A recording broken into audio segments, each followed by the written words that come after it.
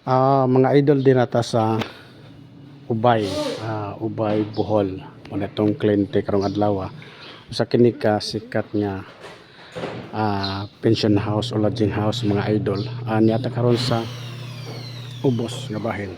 So atong pagabuhaton kay ang problema nila diri is drywood termites o commonly known sa Bisaya is agay-ay. So atong buhaton din ang drywood termites usual is nas door jam. Nya napod sa katong tawag ani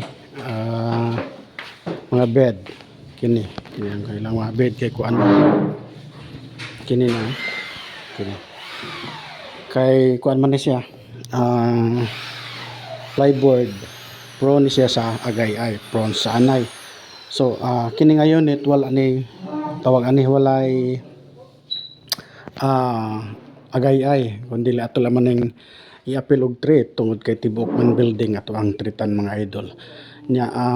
Kining tapad nga building ang balay sa tagniya para sa kilid. So mo na itong i-treat magbuho na din sa kilid unya. Atong butangan og chemical din palibot na skilid sa perimeter sa building kana ato ning buhuan mag-drilling ta to prevent musulod ang kanang tawagan ni subterranean termites. So giuna natog door jam atong trabaho diri atong buhuan nato mga idol. Buhuan na then isprehan kaingon sa mga tumugid ng chemical sa ubos. Tumo na nagtas ibabaw nagsugod dayon tong isprehan na gudagay sa ubos. Unya magbutang ta og powder mga idol sa tanang electrical outlets niya. Na butangan nato na kay usual pud ana mo agi ang subterranean termites mga idol. So mo na ito ang likayan. So mo ni ang unit karon ato ning gitabangan og treat kay to story man daghang mga units gagmay mga idol mga units ini daghan pa ni siya. So mo na itong trabahoan karon adlaw. So basic na to nga gamit basic nga gamit doon na tayo barina. Ato ang handy sprayer di man ta pwede mo gamit og machine, power machine tungod kay tawag ani kusog ang pressure. Dayon ladder doon na tayo kini screw.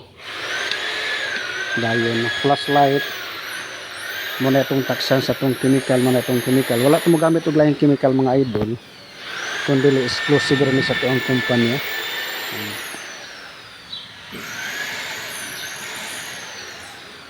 So muna ito ang chemical exclusive rin sa itong kumpanya mga idol nya dili siya baho.